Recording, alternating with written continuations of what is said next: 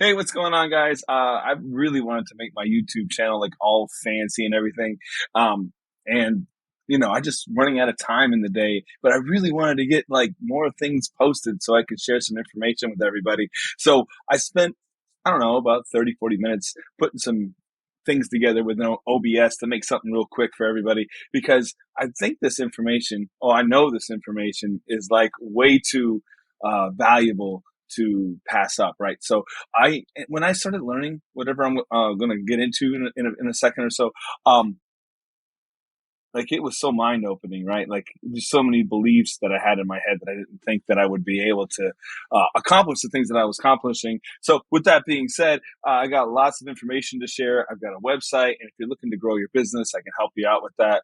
SEO, one-on-one sales, so many different things. Like I've dedicated a lot of my time into growing my own business. I've done six-figure sales since 21, and then 22, I doubled it or more than doubled it.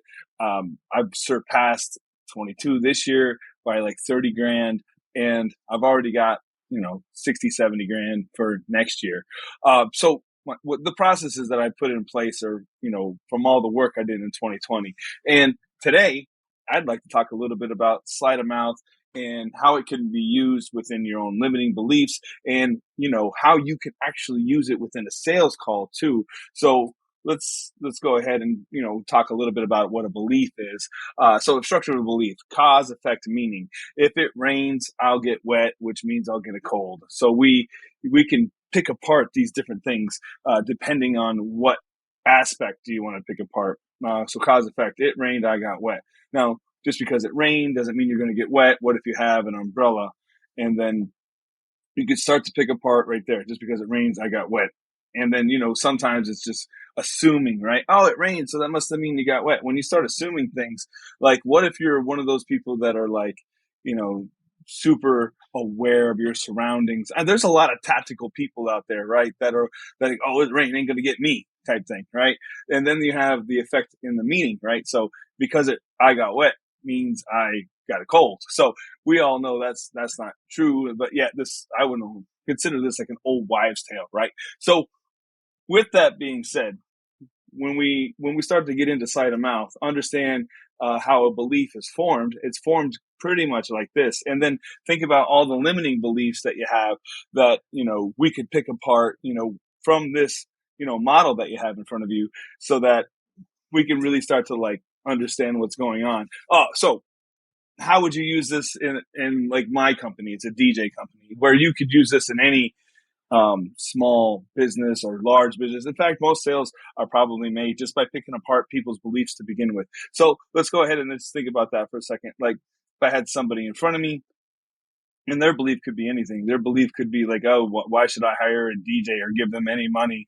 They're just playing music, right? They're just playing from Spotify, or what are they even doing? Like, why are they asking for, thousands of dollars to DJ a wedding?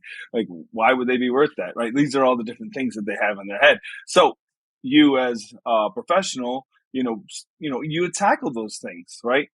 Uh, we all know as professionals, there's lots of people out there in the world that probably aren't very good and have given DJs a bad name. So that might be what's, weighing heavy on your mind. So, um, we could go to the sleight of mouth pattern, right? So this starts to get really complicated. So X plus Y, what does that mean, right? So, I know there's a lot here, but we're just going to take it one little bit at a time.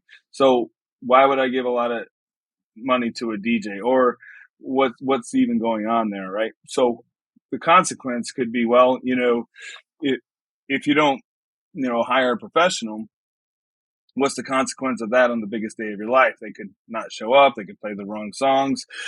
They probably don't know how to do a bridal party introduction. But what's the intent there of the person who says, I don't want to pay a lot of money to a DJ, right? The intent would be that I'm trying to save money. We're young. We're just getting started out. How come it costs so much to do, whatever, right? To get married, all these different vendors want all this amount of money. And we only have so much money to begin because we're in most weddings, they're in their 20s and they're just getting started and they're trying to make their way in the world. And at the same time, it's like, what do you got going on there, right? So basically their intent is to save money, right? Well, we'll just say for this purpose, their intent could be to save money, because when you start using the sleight of mouth and picking apart a belief, you'll understand that people's objections are based upon the person to begin with, and they have different categories of how they structure their belief, right? So, but anyway, we'll just say this person's trying to save money. He doesn't think a DJ is worth anything. Well, um, my rebuttal to that was, if you don't spend a lot of money and get somebody who's good, what would be the consequence of not having a good performer on one of the most important days of your life, right? So there's a quite a big consequence there, right? You're going to have these people flying from all around the world or wherever your family's from to spend this one day with you. You got 4 hours to make it right. And if you don't spend the proper amount of money to get the right guy, then what's that going to be like? Now, that's only in an equation. Once you start to understand X plus Y, could be anything. There could be an amazing guy out there, and he doesn't charge a whole lot of money, and then you might even be skeptical of why you're so good if you don't charge a whole lot of money. And then that's when it starts to get interesting, right? And it all depends, in your sales process and how you're like handling the person in front of you. Now, this is just one part of sleight of mouth. We'll go over all the other parts right here in future videos, because I just want to kind of like introduce to you what sleight of mouth is, because I consider sleight of mouth to be one of the most important things in language, right? So learning how to use sleight of mouth is how to effectively communicate with communication. So also, you want to have, as a salesperson, you want to have an end goal in mind. Maybe the end goal is to get them to sign a contract, right? And you also want it to be mutual beneficial for the lead or the client. They may have expectations that you're not quite able to fulfill or don't want to fulfill. And there could be different reasons for that as well, because with my business, I don't get into very intricate details of how I offer my services. My services are basically cut and dry. Like, the guy will show up, he'll do an amazing job, and when you start getting into like, let's say the photo booth person, it's like, I want to have 1080p pictures for every single picture. And, technology in the past hasn't really been able to make that happen, which is getting easier and easier today.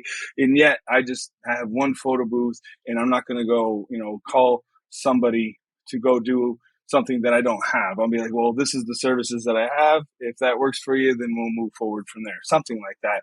And then you find all these things out in the communication that you have with the person, but you want to figure out what their beliefs are first, because when you sit down with somebody, they have all these different ideas of what a DJ is. And then social media with the TikTok these days, you can look good for 10 seconds, but you're probably not, a true tried and true warrior of the game, right? So it gets a little bit confusing. And that's another thing too, when you're sitting down with somebody, you could be like, hey, look, I know it gets a lot of confusion.